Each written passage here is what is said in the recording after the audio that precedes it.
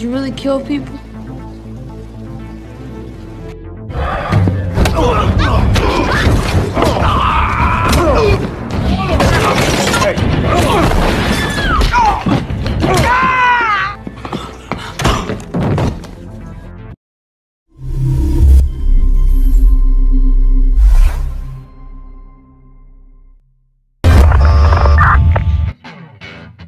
Halo teman-teman, apa kabar? Saya berharap kalian semua baik-baik saja.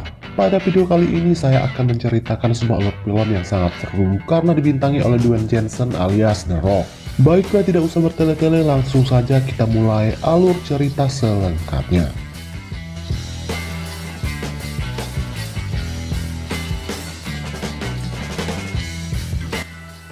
Lalu kita akan diperkenalkan dengan seorang pria bernama Chris. Dia adalah seorang mantan tentara yang baru saja pensiun dan memutuskan pulang ke kampung halaman. Sesampainya ke kampung halaman, Chris mendapati kota masa kecilnya itu sudah sangat jauh berbeda sejak dulu ia tinggalkan. Satu-satunya pabrik besar di kota tersebut juga sudah tutup. Padahal Chris berniat akan melamar pekerjaan di pabrik itu untuk mencari nafkah, seperti kebanyakan laki-laki di kota kecil tersebut termasuk ayah Chris. How you doing? 3 years ago this August, a really nice casino here on the map. Hey, how you doing? Ralston, get out of the car! Kemudian Chris dihampiri oleh seorang sheriff yang juga teman masa kecilnya. Sheriff ini bernama Stan. Stan menjelaskan kepada Chris kalau pabrik kayu itu sudah tutup sejak 3 tahun lalu. Dan ia menyarankan agar Chris melamar pekerjaan di sebuah kasino besar yang baru beroperasi di kota tersebut. Lalu Stan menawarkan diri untuk mengantar Chris ke rumahnya. Di dalam perjalanan, Chris bertanya, kemana perginya sheriff yang lama? Stan menjawab kalau sheriff yang dulu sudah meninggal akibat sebuah kecelakaan. Good man and a good sheriff. Right. Welcome home, Chris. Setibanya di rumah, Chris disambut dengan hangat oleh keluarganya. Karena diketahui sudah 8 tahun Chris meninggalkan kampung halamannya tersebut, karena harus mengemban tugas dari negara. Welcome back. Saat makan malam, Chris dihampiri oleh keponakannya yang bernama David. David yang sangat terobsesi menjadi tentara meminta Chris untuk mengajarinya cara menembak. You teach me how to shoot? Did you really kill people? Lalu di keesokan harinya, Chris dikunjungi oleh sahabat lamanya yang bernama Ray. Ray dan teman-temannya berniat ingin mengajak Chris nongkrong untuk merayakan kepulangannya. Someone in my life too, so doing 2 years for B&E. Setelah bertemu, Chris dan teman-temannya langsung bermain American football.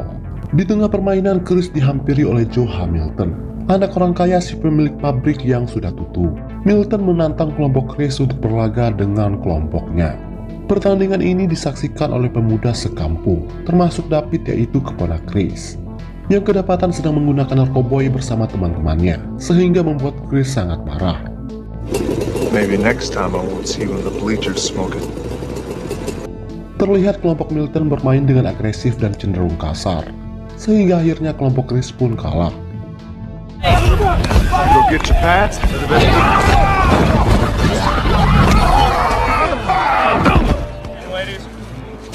Kemudian Milton mengajak Chris dan teman-teman untuk minum di kasinonya nanti malam. Welcome home. I come by the casino. See you tonight. Singkat cerita, di malam harinya Chris dan teman-teman mendatangi kasino tersebut. Mereka disambut dengan ramah oleh si pemilik yaitu Milton. Milton menyuruh Chris dan teman-temannya untuk bersenang-senang di sana. All healed up. A little female companionship. Enjoy. Di sana Chris tak sengaja melihat mantan pacarnya yang bernama Angel, yang kebetulan bekerja sebagai penari di kasino tersebut. Thank you. Have fun.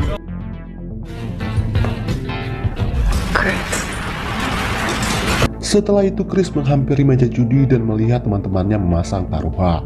Di sana Chris mendapati kalau sang bandar bermain curang. Melihat itu ia pun langsung protes. Tapi si bandar tampaknya tak terima dituding bermain curang. Untuk menegaskan kecurigaannya, Chris langsung menebak kalau dadu yang akan keluar selanjutnya adalah angka 7. Dan tebakan Chris ternyata benar. We're gonna let it ride, Jimmy. Kemudian Chris memaksa sang bandar untuk mengembalikan uang taruhan temannya. Karena dianggap membuat onar, tukang pukul kasino langsung menyerang Chris hingga terjadilah keributan.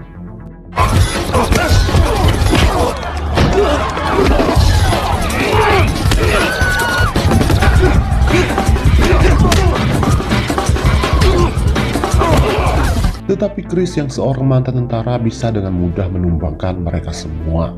Namun pada akhirnya mereka berhasil melumpuhkan Chris dengan sebuah alat setrum.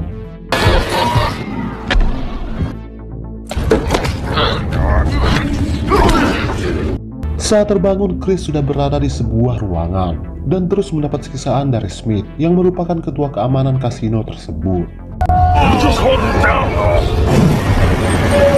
Setelah itu mereka membuang Chris yang sekarat di tengah jalan raya. Untung saja Chris ditolong oleh seorang supir truk yang segera membawanya ke rumah sakit. Tak lama setelah itu Chris dibesuk oleh keluarganya. Di sana juga sudah ada Sheriff Stan yang bukannya langsung mencari pelaku tetapi malah bertanya kadar alkohol di dalam tubuh Chris. Dokter berkata kalau kondisi Chris sekarat, tetapi Chris memiliki daya tahan tubuh yang kuat. Dokter pun yakin kalau ia akan baik-baik saja. Di keesokan harinya Chris dijenguk oleh Ray sembari membawa bunga. Terlihat keadaan Chris sudah mulai membaik. How did you do? Not good. It was a hell of a homecoming party. Singkat cerita, Chris pun diperbolehkan pulang. Tetapi ia disarankan untuk istirahat total karena luka di tubuhnya masih belum kering. Menjelang kepulihannya, Chris ditemani oleh sahabat baiknya yaitu Ray. Did you see the hole? A little bit. No, I'm good, Dad. Thanks. Akhirnya Chris pun benar-benar pulih. Setelah itu Chris membawa ayahnya jalan-jalan ke kota. Di dalam perjalanan ayahnya bertanya, kenapa Chris keluar dari militer. Chris menjawab kalau ia hanya ingin menghabiskan waktu dengan keluarga dan teman-temannya. Tadinya Chris berniat bekerja di pabrik tempat ayahnya dulu mencari nafkah. Tetapi sayangnya pabrik tersebut sudah tutup dan berganti menjadi kasino. Ayah Chris mengatakan kalau kasino tersebut sebenarnya hanyalah kedok untuk menutupi bisnis haram yang dijalankan oleh Milton. Your whole life, all you think about the mill. I remember a lot of nights up the road. Di keesokan harinya Milton mendatangi Chris dan ia meminta maaf atas perbuatan anak buahnya. Sebagai tanda permintaan maaf, Milton lantas menawari Chris bekerja di kasinonya karena ia tahu saat ini Chris sedang membutuhkan pekerjaan. Tetapi Chris menolak mentah-mentah tawaran Milton. Sebaliknya Chris akan melaporkan ke polisi terkait bisnis haram Milton yang berkedok bisnis kasino. You. No. Go on the sheriff. Milton tampak sakit hati dan ia langsung meninggalkan Chris tanpa mengucapkan sepatah kata pun. Kemudian Chris membuat laporan ke kantor polisi terkait dugaan bisnis haram yang dijalankan oleh Milton. Tetapi sheriff malah menolak laporan dari Chris dan berkata kalau kasino Milton adalah penghasilan terbesar di kota kecil tersebut. Chris pun mulai curiga kalau Stan sudah disuap oleh Milton untuk melindungi kasino tersebut. Tak terima dituduh seperti itu, Stan langsung mengusir Chris. Atau kalau tidak ia akan memasukkan Chris ke penjara dengan tuduhan pencemaran nama baik. I said, I'm not gonna let this stand. Please get out of my building. This is my town. Di keesokan harinya Angel menemui Chris untuk mengembalikan jaketnya yang tertinggal di kasino. Kemudian Chris mengatakan terkait bisnis haram yang dijalankan oleh Milton. Chris meminta Angel untuk berhenti saja bekerja di kasino tersebut karena terlalu berbahaya. Angel berkata kalau ia sudah tahu akan hal itu, tetapi ia sangat membutuhkan pekerjaan tersebut untuk melunasi hutangnya yang lumayan besar. I heard you still work for him, though. Hope to see you around. Sekembalinya ke rumah, Chris mendapat kabar kalau David hampir saja tewas karena overdosis obat-obatan terlarang. Setelah itu, Chris menemui teman David dan bertanya, dari mana ia mendapatkan barang haram tersebut. Teman David yang ketakutan berkata kalau barang itu ia beli dari anak buah Milton. Mendengar hal itu, Chris pun murka dan ia bergegas kembali ke rumah untuk mengambil senjata. Ayah Chris berusaha melarangnya, tetapi Chris tetap tidak peduli. Ia tetap bersikeras ingin memberi pelajaran kepada anak buah Milton. Sesampainya di depan kasino, Chris pun berubah pikiran. Dia memutuskan menghajar mereka semua dengan balok saja. Kemudian ia masuk ke dalam kasino dan langsung mengamuk.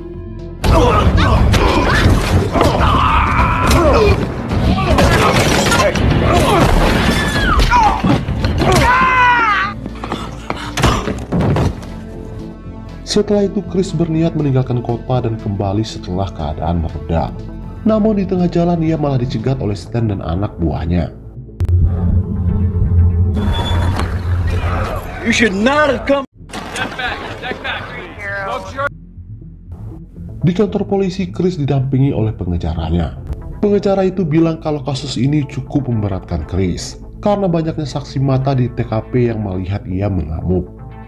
Dan benar saja, saat di sidang para korban dan saksi mata memberikan tuduhan yang dilebih-lebihkan. Anehnya si pengecara malah diam saja. Be too busy enjoying himself. When Mr. Vaughn came in and started swinging, he came for us. You're fired. Akhirnya Chris pun membela dirinya sendiri dengan menceritakan kejadian yang sebenarnya, termasuk membongkar bisnis haram yang dijalankan oleh Milton, serta persekongkolannya dengan Sheriff Stan, sehingga Milton bisa dengan leluasa menjalankan bisnis ilegalnya tersebut. Chris lantas mengajukan diri untuk menjadi sheriff yang baru untuk menggantikan Stan. Jika nanti ia menjabat, Chris berjanji tidak akan membiarkan para kriminal merajalela di kota tersebut. Pada akhirnya Chris berhasil meraih simpati hakim, apalagi setelah Chris menunjukkan bekas luka yang ia dapat atas perbuatan anak buah Milton. Dan ia pun diputuskan tidak bersalah. Vaughn, you are. That this.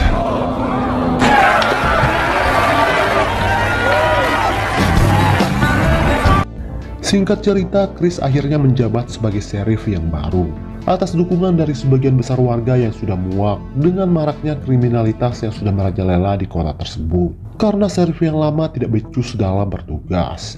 Di hari pertama bertugas, Chris langsung memecat semua petugas polisi yang bekerja untuk Milton, termasuk Stan. You're all fired. License and registration. Kemudian Chris mencegat mobil Milton dan meminta ia mengeluarkan SIM. Tetapi Milton malah menghina Chris. Your tail lights fixed. They're broken. Kemudian Chris menjadikan Ray sebagai tangan kanannya untuk memberantas para penjahat di kota tersebut. Dimulai dari menangkap Smith, si penjaga kasino yang dulu menyiksa Chris. Ray, I need your help. I get to wear a uniform. Mereka menemukan narkoboy yang dibawa oleh Smith. Ray yang seorang preman jalanan paham betul dengan trik bandar dalam menyembunyikan barang haram mereka untuk mengelabui petugas. Alhasil mereka berdua pun membongkar paksa mobil Smith.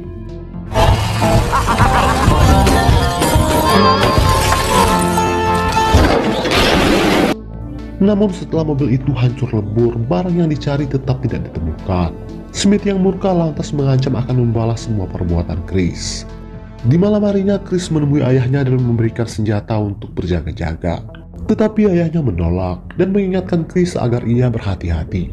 Karena Milton pasti tidak akan diam saja saat bisnisnya diganggu oleh Chris. Setelah itu Chris mendatangi Ray, yang saat ini mengawasi Smith yang sedang ditahan. Chris meminta Ray untuk menjaga keluarganya. I need you to look after my parents' place. Okay.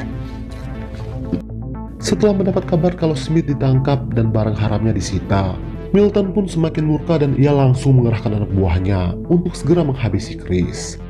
Di malam harinya di kantor polisi, Angel mendatangi Chris, dan mereka berdua langsung melakukan ritual bercocok tanam. I figured, Di keesokan paginya tiba-tiba mobil Chris meledak, kemudian disusul tembakan dari anak buah Milton.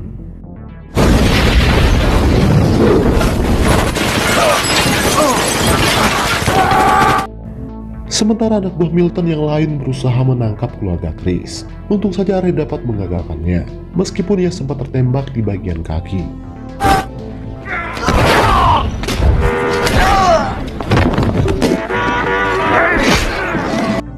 Sementara itu di kantor polisi, Chris dan Angel terus-menerus diberondong tembakan.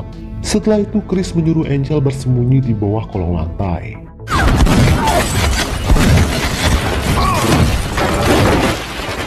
Smith tewas dalam baku tembak ini. Namun sebelum tewas ia sempat mengatakan kepada Chris kalau pabrik yang sudah tutup merupakan markas barang haram milik Milton. Sementara di luar, Stan dan anggotanya terus-menerus melakukan penembakan. Namun di tengah itu Chris berhasil menembak kedua anak buah Stan. Kemudian Stan menyusup ke dalam. Lalu tak lama kemudian Stan pun tewas karena dikelabui oleh Chris.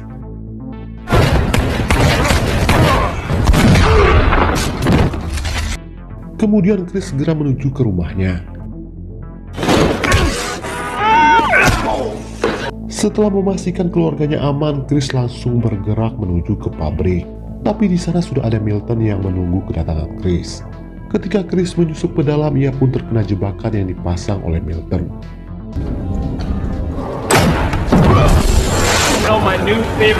Tetapi Chris berhasil menarik Milton hingga mereka berdua sama-sama terpental ke bawah.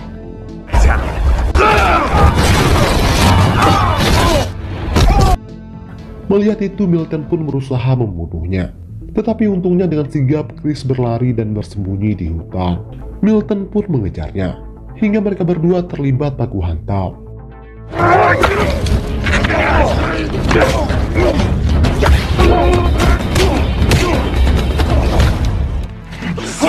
Meski dalam keadaan terluka, Chris tetap mampu mengalahkan Milton yang berkelahi menggunakan senjata kampak. Seminggu kemudian, Chris menutup kasino Milton. Sementara Milton sendiri mendekam di penjara akibat berbagai kejahatan besar, dari penjualan barang haram hingga pembunuhan. Chris juga pada akhirnya berhasil membuka kembali pabrik kayu tersebut yang menjadi mata pencarian penduduk di kota itu, dan film pun selesai. Baiklah teman-teman, sampai di sini dulu video sehari ini. Semoga kalian terhibur dan sampai jumpa lagi di video berikutnya.